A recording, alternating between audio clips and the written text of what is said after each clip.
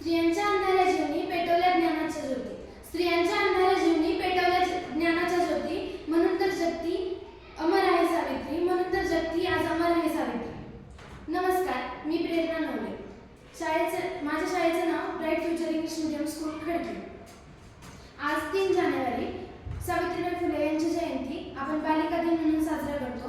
तर त्याबद्दल आज मी 2 शब्द बोलणार आहे.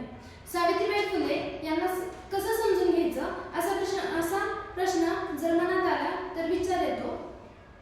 त्याच्या परिस्थितीमध्ये शिकल्या, त्यांनी ज्या परिस्थितीमध्ये मुलींना शिकवलं त्या परिस्थितीचा जर आपण आढावा घेतला तर आपल्याला समजते की सावित्रीबाई फुले कोण होत्या.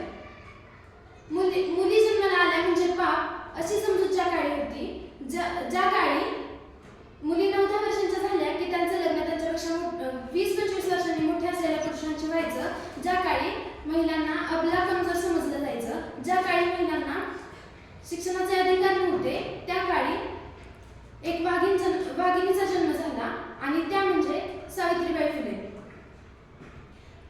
त्या काळच्या काही कर्मठ लोकांना माहिती होतं, जर महिला सुशिक्षित झाल्या तर त्या आपला तबला वाजवल्याशिवाय राहणार नाही.